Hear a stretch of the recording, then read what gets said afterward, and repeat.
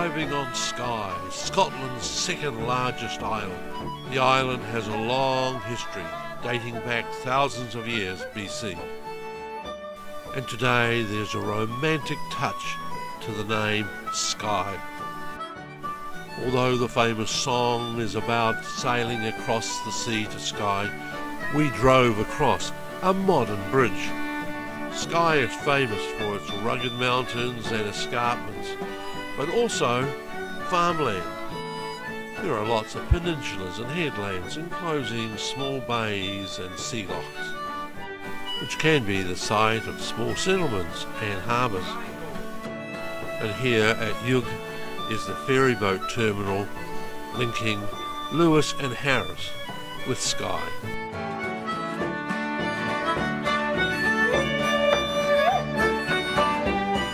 As our drive continues, we pass numerous clean, white-painted cottages scattered across the landscape.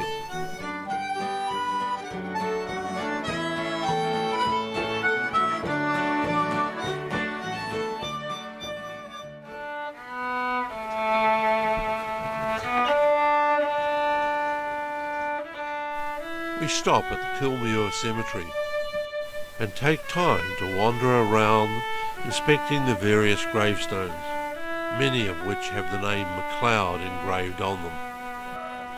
But our interest is in a MacDonald, and that's Flora MacDonald, born at Milton in 1722, and she has a special place in history. These words from Samuel Johnson in 1773 explain. In 1745, Flora MacDonald helped Bonnie Prince Charlie escape from the British Army and reach safety overseas. Nearby is the Skye Museum of Island Life. It's closed because it's a Sunday. The museum contains a small collection of crofters' cottages, as they would have been at the end of the 18th century. It preserves a way of life that was soon to be broken up by the clearances of the 19th century.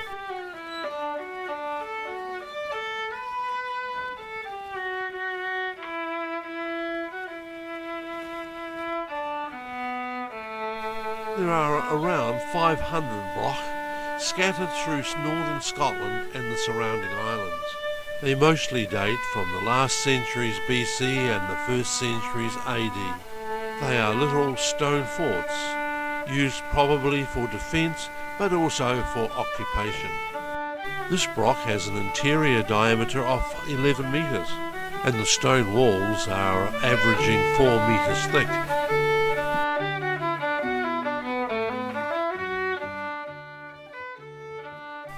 Skye is full of historic remnants, such as this ruined castle.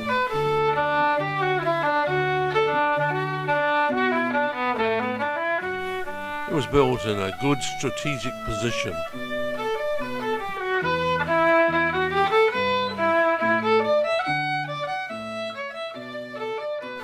But not every castle is in ruins. Here on the beautiful shores of Dunvegan Loch is Dunvegan Castle, for over 700 years, the home of the chief of the MacLeod clan.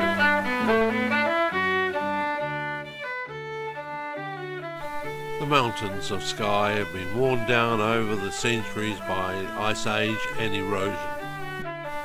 And today there are popular hiking trails through the mountains, with plenty of photogenic spots along the way.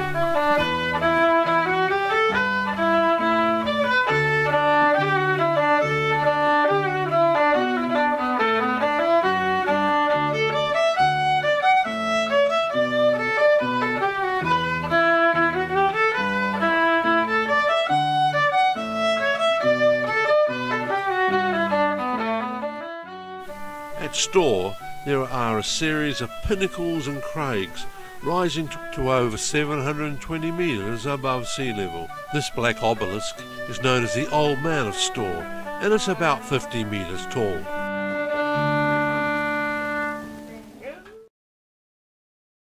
Nearby, the 100-metre high basalt cliffs are pleated to look a bit like a Scotsman's kilt. The cliffs, together with the melt falls and the panoramic views, provide a popular tourist attraction.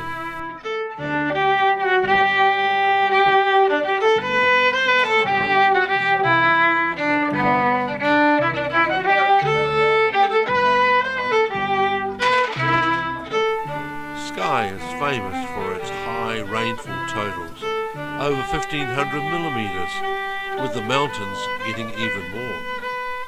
But the rain and the mist adds to the beauty of the island. The shroud of mist gives a sense of mystery to the landscape.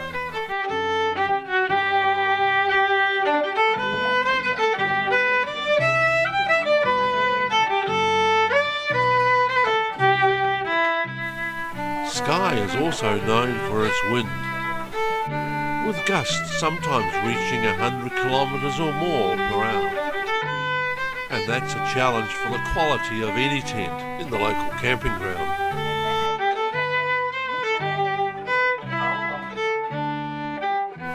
It's time to visit Portree, the island's administrative centre.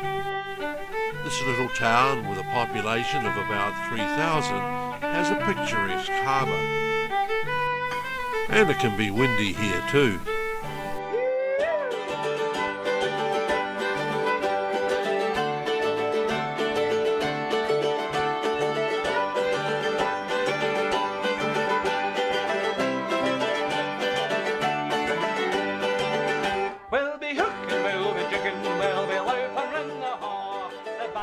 It's time to get a meal, and what better choice than fish and chips and haggis wrapped in pastry. That's a new one on me. But then it's time to go back to the wonderful hospitality of our accommodation, Skywalker Hostel.